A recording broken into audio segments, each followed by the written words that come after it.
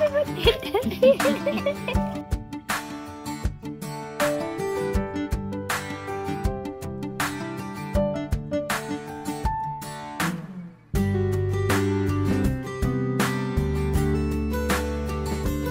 Friends, ಇವತ್ತು ಸಂಜೆ ಮಕ್ಕಳು ಅತ್ತೆ ಜೊತೆ ಸ್ವಲ್ಪ ವಾಕಿಂಗ್ ಹೋಗೋಣ ಅಂತ ಹೇಳಿ ಬಂದಿದ್ದೀನಿ. ಈಗ ಧೀರುಗೆ ಆಲ್ಮೋಸ್ಟ್ 1 year ಆಗ್ತಾ ಬಂತಲ್ವಾ, ಈ ಟೈಮ್ನಲ್ಲಿ ಸ್ವಲ್ಪ ಹೊರಗಡೆ ಎಲ್ಲ ಕರ್ಕೊಂಡು ಹೋದ್ರೆ ಚೆನ್ನಾಗಿರುತ್ತೆ, ಅವನು ಎಲ್ಲ ನೋಡ್ತಾ ಇರ್ತಾನೆ ಸುತ್ತಮುತ್ತಲು ಅಂತ ಹೇಳಿ ಕರ್ಕೊಂಡು ಬಂದಿದ್ದೀನಿ. ನಮ್ಮ ಅತ್ತೆಗೆ ವಾಕಿಂಗ್ ಹೋಗೋದಂದರೆ ತುಂಬಾ ಇಷ್ಟ. ಅದು ಅಲ್ಲದೆ ಮಕ್ಕಳು ನಾನು ಬರ್ತೀನಿ ಅಂತ ಹೇಳಿದ್ರೆ ರೆಡಿಯಾಗಿ ವೆಯ್ಟ್ ಮಾಡ್ತಿರ್ತಾರೆ.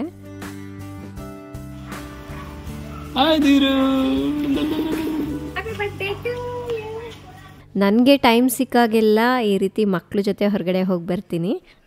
ಫ್ರೆಂಡ್ಸ್, ಅವ್ನಿಗೆ ನಿದ್ದೆ ಬಂದಿದೆ, ಹೋಗಿ ಸ್ವಲ್ಪ ಹೊತ್ತು ಮಲಗಿಸ್ತೀನಿ. ಫ್ರೆಂಡ್ಸ್, ಸಂಜೆ ಟೈಮ್ನಲ್ಲಿ ಈ ರೀತಿ ಫ್ರೆಶ್ ಗಾಳಿಯಲ್ಲಿ ಹಸಿರಾದ ಗಿಡಗಳನ್ನ ನೋಡ್ಕೊಂಡು ಹೋಗ್ತಾ ಇದ್ರೆ ಮನ್ಸಿಗೆ ಎಷ್ಟು ಸಮಾಧಾನ ಅನ್ಸತ್ತಲ್ವಾ. ನಮ್ಮ ಧೀರುಗಂತೂ ನಿದ್ದೆನೇ ಬಂದ್ಬಿಡ್ತಾ, ಅವ್ನಿಗೆ 1-2 ರೌಂಡ್ ತಿರ್ಸ್ಕೊಂಬರೋದೆ ಮಲಗಿಸ್ ಬಂದಿದ್ದೀನಿ. ಫ್ರೆಂಡ್ಸ್, ಈ ಸ್ಟ್ರೋಲರ್ ಅಂತೂ ನನಗೆ ಮತ್ತು ಧೀರುಗೆ ತುಂಬಾ ಇಷ್ಟ ಆಗೋಗ್ಬಿಟ್ಟಿದೆ.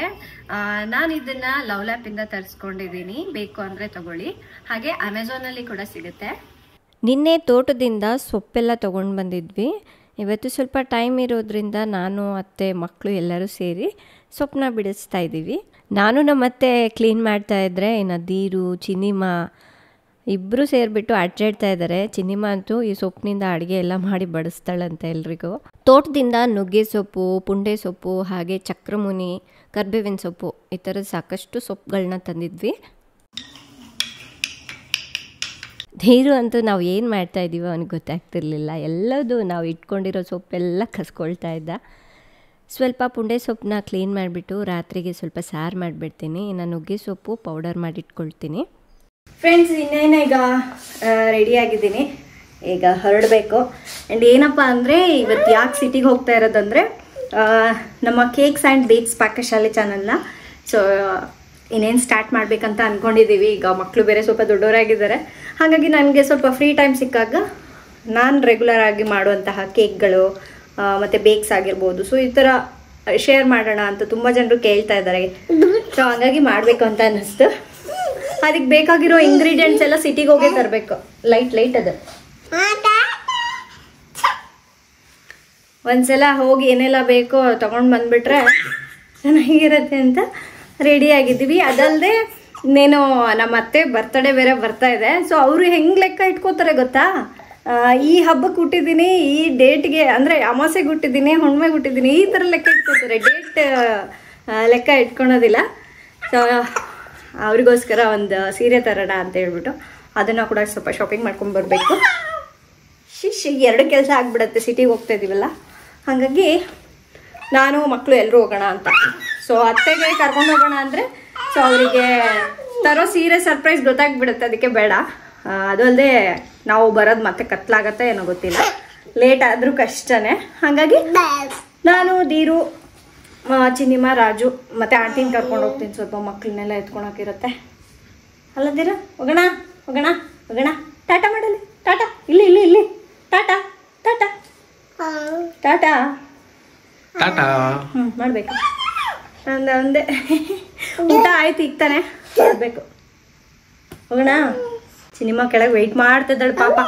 ಸ್ವಲ್ಪ ಟೀ ಕುಡ್ಕೊಂಡು ಹೋಗ್ತೀವಿ ಅಂದರೆ, ಮಮ್ಮಿ ಟೀ ಏನು ಬೇಡ, ಬಂದ್ಮೇಲೆ ಕುಡಿಯೋಣ, ಇಲ್ಲಾಂದ್ರೆ ಅಲ್ಲಿ ಕುಡಿಯೋಣ ಅಂತೆ. ಅವಳಿಗೆ ಹೋಗ್ಬೇಕನ್ನೋ ಅರ್ಜೆಂಟ್. ಸರಿನಾ, ಇನ್ನು ಹೋಗ್ತಾ ಈ ಬ್ಲಾಗ್ ಕಂಟಿನ್ಯೂ ಮಾಡ್ತೀನಿ ನಾನು. ಕೆಲವರು ನನಗೆ ಕಮೆಂಟ್ ಮಾಡ್ತಾ ಇರ್ತಾರೆ, ಶರಣ್ ಈಗಲೇ ನೀವು ಬ್ಯುಸಿಯಾಗಿದ್ದೀರಾ, ಮಕ್ಕಳು ಫ್ಯಾಮ್ಲಿ ನೋಡ್ಕೊಳ್ಳೋದಾಗಿರ್ಬೋದು, ಮನೆ ಕೆಲಸ, ಅಡುಗೆ ಅಂತ ಹೇಳ್ಬಿಟ್ಟು, ಮತ್ತು ಯಾಕೆ ಕೇಕ್ಸ್ ಸ್ಟಾರ್ಟ್ ಮಾಡ್ತಾ ಇದ್ದೀರಾ, ಸದ್ಯಕ್ಕೆ ಬೇಡ ಅಂತ ಹೇಳಿದ್ರು. ನನಗೆ ಕೇಕ್ಸ್ ಮಾಡೋದು, ಬೇಕ್ ಮಾಡೋದು ಅಂದರೆ ತುಂಬಾ ಇಷ್ಟ. ಡಿಫ್ರೆಂಟ್ ಕೇಕ್ಗಳನ್ನು ಹೆಲ್ದಿಯಾಗಿ ಮಾಡಬೇಕು ಅಂದರೆ ತುಂಬ ಇಷ್ಟ ಆಗುತ್ತೆ ನನಗೆ. ನಮ್ಮ ಮನೇಲಿ ಕೇಕ್ಗಳನ್ನು ಅವಾಗವಾಗ ಮಾಡಿಕೊಡ್ತಾನೆ ಇರ್ತೀನಿ. ಅದು ಅಲ್ಲದೆ ನನಗೆ ಇಂಟ್ರೆಸ್ಟ್ ಇರೋದ್ರಿಂದ ಸೊ ಟೈಮ್ ಸಿಕ್ಕಾಗ ಮಾಡೋಣ ಅಂಥೇಳಿ ನಂಗೆ ಅನ್ನಿಸ್ತು. ಇದು ಕಷ್ಟ ಅನ್ನೋದಕ್ಕಿಂತ ನನಗೆ ಇಷ್ಟನೂ ಇದೆ. ಯಾವಾಗಲೇ ಆಗಲಿ ನಮಗೆ ಇಷ್ಟ ಆಗಿರೋದಿರತ್ತಲ್ವ, ಅದು ಎಷ್ಟು ಕಷ್ಟ ಆದ್ರೂ ನಮ್ಗೆ ಇಷ್ಟಪಟ್ಟು ಮಾಡಲಿಕ್ಕೆ ಮನಸ್ಸಾಗತ್ತಲ್ಲ. ಅದಕ್ಕಾಗಿ ನನಗೆ ಯಾವಾಗ ಟೈಮ್ ಸಿಗುತ್ತೋ ಆವಾಗ ಮಾಡೋಣ ಅಂತ ಅಂದ್ಕೊಂಡಿದ್ದೀನಿ. ಆ್ಯಂಡ್ ಇನ್ನೊಂದು, ನಾನು ಆವಾಗವಾಗ ಈ ಥರ ಡ್ರೈ ಫ್ರೂಟ್ ಶಾಪ್ಗಳಿಗೆ, ಅಂದರೆ ಹೊಸ ಧಾನ್ಯಗಳೇನೆಲ್ಲ ಇರುತ್ತಲ್ವ, ಸುಮಾರಿದೆ ನಾವು ತಿಳ್ಕೊಳ್ಳೋದು. ನನಗೆ ಈ ಥರ ಅದ್ರ ಬಗ್ಗೆ ತಿಳ್ಕೋಬೇಕು, ಅದ್ರ ಬೆನಿಫಿಟ್ಸ್ ಏನಿದೆ ನಾವು ತಿನ್ನೋದ್ರಿಂದ, ಇನ್ನೂ ಏನೆಲ್ಲ ವೆರೈಟೀಸ್ ಇದೆ ಅದೆಲ್ಲ ತಿಳ್ಕೊಳಕ್ಕೆ ನನಗೆ ತುಂಬಾ ಆಸೆ ಇದೆ. ತಿಳ್ಕೊಳೋದಷ್ಟೇ ಅಲ್ಲ, ಸೊ ಅದನ್ನು ಮನೆಗೆ ತಂದು ಮನೆಯವ್ರಿಗೆ ಎಲ್ಲರಿಗೂ ಮಾಡಿ ಬಡಿಸ್ಬೇಕು ಅನ್ನೋದು ನನಗೆ ತುಂಬ ಇಷ್ಟ. ಈ ಥರ ಒಬ್ಬೊಬ್ರು ಇಂಟ್ರೆಸ್ಟು ಒಂದೊಂದರಲ್ಲಿರುತ್ತೆ. ಅಂದರೆ ಕೆಲವ್ರಿಗೆ ಶಾಪಿಂಗ್ ಮಾಡೋಕ್ಕೆ ಇಷ್ಟ, ಕೆಲವರಿಗೆ ಮೂವೀಸ್ ನೋಡೋಕ್ಕೆ ಇಷ್ಟ. ಆ ಥರ ನನಗೆ ಈ ಥರ ಹೊಸ ಹೊಸ ಧಾನ್ಯಗಳು ಅದರ ಪರಿಚಯ ಮಾಡ್ಕೋಬೇಕಂದ್ರೆ ತುಂಬ ಇಷ್ಟ ಆಗುತ್ತೆ. ನಾನು ಯೂಶ್ವಲಿ ಈ ಥರ ಟೈಮ್ ಸಿಕ್ಕಾಗ ಹೊರಗಡೆ ಬರ್ತೀನಲ್ವ, ಆವಾಗ ಫ್ಯಾಮ್ಲಿಗೋಸ್ಕರ ಏನು ತೊಗೊಳ್ಬೇಕು, ನಾನು ಹೊಸ ವೆರೈಟೀಸ್ ಏನು ಮಾಡಬೇಕು ಅನ್ನೋದ್ರ ಬಗ್ಗೆ ಜಾಸ್ತಿ ಥಿಂಕ್ ಮಾಡ್ತಾ ಇರ್ತೀನಿ. ಇದು ಮದುವೆ ಆದಮೇಲೆ ನಾವು ಧಾರವಾಡದಲ್ಲಿದ್ವಲ್ವ, ರಾಜು ನಾನು ಮಾಡಿರೋ ಪ್ರತಿ ಫುಡ್ನ ಟೇಸ್ಟ್ ಮಾಡಿಬಿಟ್ಟು ಅದನ್ನು ವರ್ಣಿಸ್ತಾ ಇದ್ರಲ್ವ, ಅದು ನನಗೆ ತುಂಬ ಇಷ್ಟ ಆಗುತ್ತೆ. ಕೆಲವೊಂದು ಏನು ಚೇಂಜಸ್ ಮಾಡ್ಕೋಬೇಕು ಅದನ್ನು ಕೂಡ ಹೇಳ್ತಾ ಇದ್ರು. ಇದರಿಂದನೇ ನಾನು ಅಡುಗೆ ಮಾಡಲಿಕ್ಕೆ ಒಂದು ಎಂಕರೇಜ್ಮೆಂಟ್ ಸಿಕ್ಕಿರೋದು. ಅತ್ತೆದು ಹುಟ್ಟುದಬ್ಬ ಬರ್ತಾ ಇದೆ, ಅವ್ರಿಗೋಸ್ಕರ ಸೀರೆ ತೊಗೊಳ್ಳೋಣ ಅಂಥೇಳಿ ಶಾಪ್ಗೆ ಬಂದಿದ್ದೀನಿ. ಅದರಲ್ಲಿ ನನಗೆ 1-2 ಸೀರೆ ತುಂಬಾ ಇಷ್ಟ ಆಯಿತು. ಇನ್ನೊಂದೇನಪ್ಪ ಅಂದರೆ, ಅವ್ರ ಹತ್ರ ಯಾವ ಕಲರ್ ಸ್ಯಾರಿ ಇಲ್ವೋ ಆ ಥರದ್ದು ಸೆಲೆಕ್ಟ್ ಮಾಡೋಣ ಅಂಥೇಳಿ ಸುಮಾರು ಸ್ಯಾರಿಗಳನ್ನ ತೆಗ್ಸಿ ನೋಡಿದ್ದೀನಿ. ಜೊತೆಗೆ ಅವರಿಗೆ ರೆಗ್ಯುಲರಾಗಿ ಈ ಸ್ಯಾರಿಗಳೆಲ್ಲ ಹಾಕ್ಕೊಳ್ಳಿಕ್ಕೆ ಬರಬೇಕು, ಆ ಥರ ಕಾಟನ್ ಸ್ಯಾರೀಸ್ ಎಲ್ಲ ತೊಗೊಂಡೆ. ಹಾಗೆ ಮನೆಗೆ ಸ್ವಲ್ಪ ಬೆಣ್ಣೆ, ತುಪ್ಪ, ಗುಲ್ಕಂಡ್ ಇದೆಲ್ಲ ಖಾಲಿಯಾಗಿತ್ತು, ಅದನ್ನು ಕೂಡ ತೊಗೊಂಡೆ. ಸಿಟಿಗೆ ಬಂದುಬಿಟ್ರೆ ಇದೆಲ್ಲ ಶಾಪಿಂಗ್ ಮಾಡಿಬಿಡ್ತೀನಿ ನಾನು. ಇನ್ನು ಚಿನ್ನಿಮಾನ ಮತ್ತು ಆಂಟಿನ ಕರ್ಕೊಂಡು ಹೋಗಿದ್ದೆ, ಧೀರನ್ನ ರಾಜು ಹತ್ರನೇ ಬಿಟ್ಟಿದ್ದೆ. ನಾನು ನೋಡಿ ತುಂಬಾ ಖುಷಿ ಪಟ್ಬಿಟ್ಟ. ಸೊ ಇನ್ನು ಲೇಟ್ ಆಗುತ್ತೆ ಅಂಥೇಳಿ ರಾಜುನ ಇಲ್ಲೇ ಕಾರಲ್ಲಿ ಕೂರಿಸ್ಕೊಂಡಿರಿ ಅಂತ ಹೇಳಿದ್ದೆ.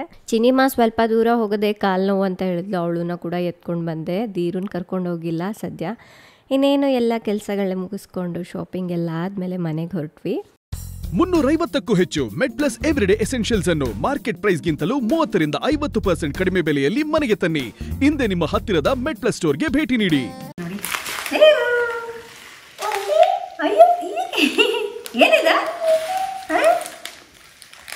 ಸ್ಪ್ರಿಂಕಲ್ಸ್ ತಗೊಂಡೆ.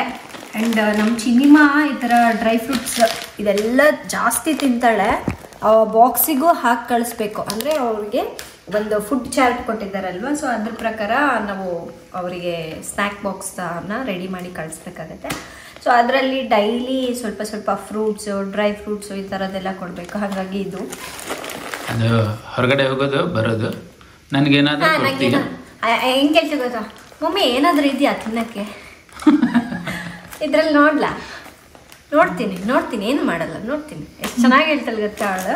ಸೊ ಅದಕ್ಕೇ ಕೊಡ್ಬೇಕಂತ ಅನಿಸ್ಬಿಡತ್ತೆ. ಇನ್ನೊಂದೇನು ಗೊತ್ತಾ, ನಾನು ಒಂದು ಪ್ಲ್ಯಾನ್ ಮಾಡಿದ್ದೀನಿ, ಅಂದರೆ ಅವಳೇ ತೊಗೊಂಡು ತಿನ್ನಬೇಕು ಇಂಥ ನಟ್ಸು, ಡ್ರೈ ಫ್ರೂಟ್ಸ್ ಎಲ್ಲ. ಸೊ ಅವಳಿಗೆ ಕೈಗೆ ಎಟ್ಕೋ ಥರ ನಾವು ಸ್ವಲ್ಪ ಪ್ಲ್ಯಾನ್ ಮಾಡಿದ್ದೀನಿ. ಇನ್ನೂ ಅದನ್ನ ಆರ್ಗನೈಸ್ ಮಾಡಿಲ್ಲ, ಮಾಡಿದ್ಮೇಲೆ ತೋರಿಸ್ತೀನಿ. ಆ್ಯಂಡ್ ಇದು ಕ್ರೇನ್ಬೆರ್ರಿ.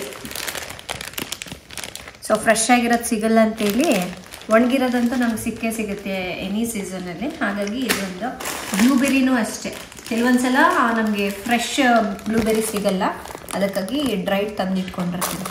ಅವನು ಓಪನ್ ಮಾಡೋಕ್ಕೆ ಟ್ರೈ ಮಾಡ್ತಾ ಇದ್ದಾನೆ, ರಾಜು ಬರ್ತಾ ಇಲ್ಲ ಅದು. ಆ್ಯಂಡ್ ಡೇಟ್ಸ್ ತೊಗೊಂಡೆ. ಆ್ಯಂಡ್ ನನ್ನ ಹತ್ರ ಈ ಥರ ಕೇಕ್ ಮೋಲ್ಡ್ಗಳಿದೆ, ಬಟ್ ಇಷ್ಟು ಪುಟ್ಟದಿಲ್ಲ.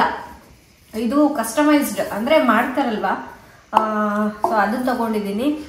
ಯೂಶ್ವಲಿ ಬೇಕ್ರಿಗಳಿಗೆಲ್ಲ ಇಂಥದ್ದನ್ನೇ ಯೂಸ್ ಮಾಡ್ತಾರೆ ಅಂತ ಹೇಳಿದ್ರು.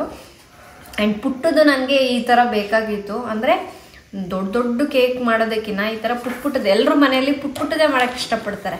ಅದು ಮಾಡಿರೋ ಕೇಕ್ ಆ ಟೈಮಿಗೆ ಖಾಲಿ ಮಾಡ್ಕೊಂಡ್ರೆ ಚೆನ್ನಾಗಿ. ಹಾಗಾಗಿ ನಾನು ಈ ಥರ ಚಿಕ್ಕದು ತೊಗೊಂಡಿದ್ದೀನಿ. ಇದು ಕೂಡ ಕಪ್ಸ್ ಎಲ್ಲ ಖಾಲಿಯಾಗಿತ್ತು, ಇದು ಒಂದು ತೊಗೊಂಡೆ. ಆ್ಯಂಡ್ ಇವೆಲ್ಲ ನೋಡಿ, ಇವೆಲ್ಲ ಅಮೆಝಾನ್ ಫಾರೆಸ್ಟಿಂದ ತರ್ತಾರಂತೆ. ಇವೆಲ್ಲ ನಾವು ಬೆಳೆಸೋಕ್ಕೂ ಆಗಲ್ಲಂತೆ ರಾಜು. ಇದು ಹೇಸಲ್ನಟ್, ಇದರಿಂದ ಬಟರ್ ಮಾಡ್ಕೊಳ್ಬೋದು. ಆ್ಯಂಡ್ ಬ್ರೆಡ್ ಸ್ಪ್ರೆಡ್ ಎಲ್ಲ ತುಂಬ ಟೇಸ್ಟಿಯಾಗಿರುತ್ತೆ. ಹೊರಗಡೆ ತಂದು ತಿನ್ನೋದಕ್ಕಿಂತ ಮನೇಲೇ ಮಾಡ್ಬೋದು, ಇದನ್ನು ರೆಡಿ ಮಾಡ್ಬೋದು. ಸೊ ಇದೆಲ್ಲ ರೆಸಿಪಿಗಳು ನಿಮಗೆ ತೋರಿಸ್ಬೇಕಂತಲೇ ನಾನು, ಅಂದರೆ ಸ್ವಲ್ಪ ಸ್ವಲ್ಪನೇ ಮಾಡ್ಕೊಳ್ತೀನಿ, ಸ್ವಲ್ಪ ಜಾಸ್ತಿ ಕ್ವಾಂಟಿಟಿ ಮಾಡೋಣ ಅಂತೇಳಿ ತೊಗೊಂಡು ಬಂದಿದ್ದೀನಿ. ಮತ್ತು ತುಪ್ಪ ತೊಗೊಂಡೆ, ತುಪ್ಪ ಬೆಣ್ಣೆ ಎಲ್ಲ ಬೇಕು, ಜಾಸ್ತಿ ತಿಂತೀವಿ ನಮ್ಮ ಮನೇಲಿ. ಗುಲ್ಕಂಡು ಇದೆಲ್ಲ ಸ್ವಲ್ಪ ರೇಷನ್ ತೊಗೊಂಡಿದ್ದೀನಿ. ಇದು ಅಕ್ಕಿ ನಾನು ಟೇಸ್ಟ್ ಮಾಡಿರಲಿಲ್ಲ ಇದುವರೆಗೂ. ಇದು ಕಪ್ಪು ಅಕ್ಕಿ ಅಂತ ಕರೀತಾರೆ. ಮುರಿಬಾರ್ದಿದು ಬಿಡಪ್ಪ ನೀನು ಮಹಾರಾಜ. ನಾವು ಅದು ಟೇಸ್ಟ್ ಮಾಡಿದಾಗಲೇ ಅಲ್ವಾ ಅದು ಹೇಗಿದೆ ಅನ್ನೋದು ನಾವು ಎಂಜಾಯ್ ಮಾಡೋಕ್ಕೆ ಸಾಧ್ಯ ಆಗೋದು. ಹಾಗಾಗಿ ಈ ಥರ ಹೊಸದೇನಾದರೂ ಇದ್ದಾಗ, ಇದೇ ಅಲ್ಲ ಯಾವುದಾದ್ರೂ ಅಷ್ಟೇ, ಫುಡ್ಡಲ್ಲಿ, ಟೀಗಳಲ್ಲಿ ಮತ್ತು ರೈಸ್ಗಳಲ್ಲಿ. ರೈಸ್ ಹೇಳಿದ್ನಲ್ವ, ಇದು ಕಪ್ಪು ಅಕ್ಕಿ ಅಂತ ನಾನು ಒಂದ್ಸಲನೂ ತಿಂದೇ ಇಲ್ಲ. ಅವನ ಅಂಗಡಿಯವನೇ ಎಷ್ಟು ಚೆನ್ನಾಗಿ ಎಕ್ಸ್ಪ್ಲೇನ್ ಮಾಡ್ತಿದ್ದೀನಿ, ಮೇಡಮ್ ಇದನ್ನು ಸೋಪ್ ಮಾಡಿ ಆಮೇಲೆ ತಿನ್ನಿ, ಇಲ್ಲಾಂತ ಹೇಳಿದ್ರೆ ಹಾರ್ಡ್ ಆಗುತ್ತೆ. ಈ ಥರ ಎಲ್ಲ ಇಂಥದ್ದೆಲ್ಲ ತಿಳ್ಕೊಬೇಕು ನಾವಲ್ವಾ. ಎಷ್ಟು ಥರದ ರೈಸ್ ಇದೆ ಅದು. ನಾವು ದಿನ ಒಂದೊಂದು ತಿಂದರೂ ಆರಾಮಾಗಿ 365 ಡೇಸ್ ಒಂದೊಂದು ಥರದ ವೆರೈಟಿ ಟೇಸ್ಟ್ ಮಾಡ್ಬೋದು. ಬಟ್ ನಾವೆಲ್ಲ ಏನು ಮಾಡ್ತೀವಿ ಗೊತ್ತಾ, 1-2 ಅದಕ್ಕೇ ಇದಾಗ್ಬಿಡ್ತೀವಿ. ಹೊಸದ್ದು ಟೇಸ್ಟ್ ಮಾಡ್ಬೇಕನ್ನೋದು ಇಂಟ್ರೆಸ್ಟ್ ತೋರಿಸಲ್ಲ. ಅಟ್ಲೀಸ್ಟ್ ಒಂದ್ಸರಿ ಆದ್ರೂ ತಿಂದು ನೋಡ್ಬೇಕು ಹೇಗಿದೆ ನೋಡ. ಬಿಸ್ಕೆಟ್ ತಿಂದ್ಕೊಳ್ಳ ಅದೇ ಇಷ್ಟ ಆಗ್ಬಿಡುತ್ತೆ. ಹಂಗೆ ಇದು ಆ್ಯಂಡ್ ಇನ್ನು ಈ ನಟ್ಸ್ ಇದೆ ಅಲ್ವಾ, ಇದು ಇನ್ನು ಹೆಣ್ಮಕ್ಳಿಗೆ ತುಂಬಾ ಒಳ್ಳೇದಂತೆ. ಸೊ ಇದ್ರ ಬಗ್ಗೆ ಸ್ವಲ್ಪ ಸ್ಟಡಿ ಮಾಡ್ತೀನಿ ಏನು ಕತೆ ಅಂತ. ಡೈರೆಕ್ಟಾಗಿ ಹಾಗೆ ತಿನ್ಬೋದಂತೆ. ನಾನು ಟ್ರೈ ಮಾಡ್ತಾ ಇದ್ದೀನಿ, ಬರ್ತಾನೆ ಇಲ್ಲ ಅದು ಪಾಪ. ಕೊಡುಪ್ಪ ಸಾಕ್ಬಿಡು, ಡಬ್ಬಕ್ಕೆ ಹಾಕಿಡದ. ನಮ್ಮ ಸಿನಿಮಾಗಿದ್ದು ಭಾರಿ ಇಷ್ಟ, ಕೇಕ್ ಮೇಲೆ ಹಾಕ್ಕೊಡೋಕ್ಕೆ ಕೇಳ್ತಾ ಇರ್ತಾರೆ. ಹಾಗಾಗಿ ಅವ್ರಿಗೋಸ್ಕರ ಸ್ವಲ್ಪ ತೊಗೊಂಡಿದ್ದೀನಿ. ಕೊಡುತ್ತೀರಾ ನನಗೆ? ನಾನು ತಗೊಳ್ಳ.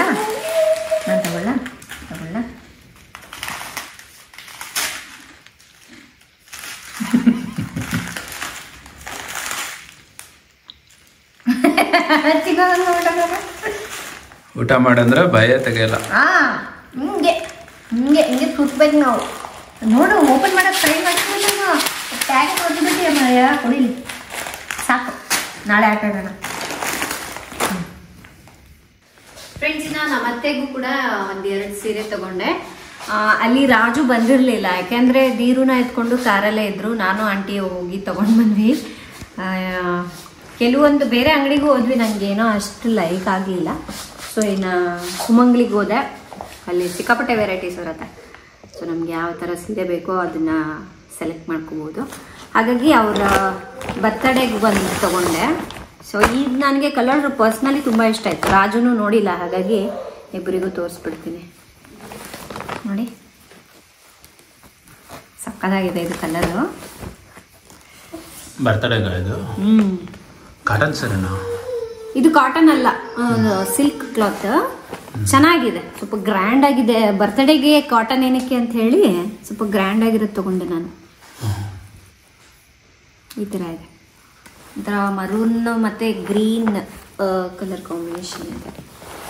ಮತ್ತು ನೀರಿಗೆ ಹಾಕಿದ್ರೆ ಶ್ರಿಂಕ್ ಆಗೋದು ಆ ಥರ ಏನೂ ಆಗೋದಿಲ್ಲ. ಈ ಥರದ್ದು ಒಂದು ಸೀರೆ ನನ್ನ ಹತ್ರ ಇದೆ, ಹಾಗಾಗಿ ನನಗೆ ಇದು ತೊಗೊಂಡೆ.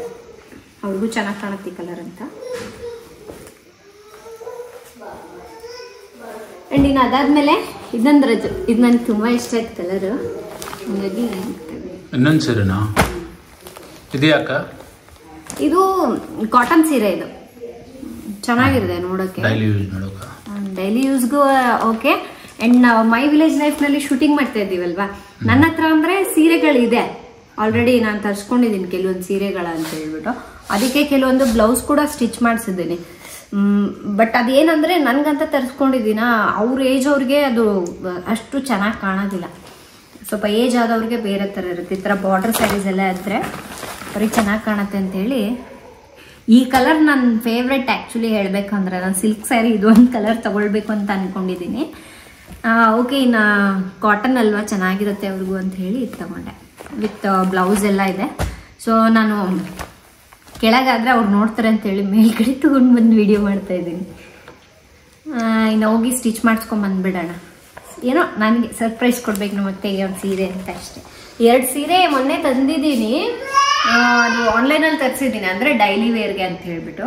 ಅವ್ರು ಅದನ್ನು ಉಡೋದಿಲ್ಲ, ಹಂಗೆ ಸುಮ್ಮನೆ ಮೂಲಲ್ಲಿ ಇಡ್ತಾರೆ. ಏನಕ್ಕೆ ಬಿಡಮ್ಮ ಅಂತ ಸುಮ್ಮನೆ ಬೀರಲ್ಲಿ ಇಡ್ತಾರೆ. ಅದಕ್ಕೆ ಇದನ್ನ ಬ್ಲೌಸ್ ಸ್ಟಿಚ್ ಮಾಡಿಸ್ಕೊಂಡು ಬಂದ್ಬಿಡ್ತೀನಿ. ಅವಾಗಾದ್ರೂ ಹಾಕೋತಾರೆ. ಚೆನ್ನಾಗಿದೆ 2 ಕಲರ್. ರಾಜು ನಿನ್ಗೆ ಏನು ಅನ್ನಿಸ್ತು? ಚೆನ್ನಾಗಿದೆ.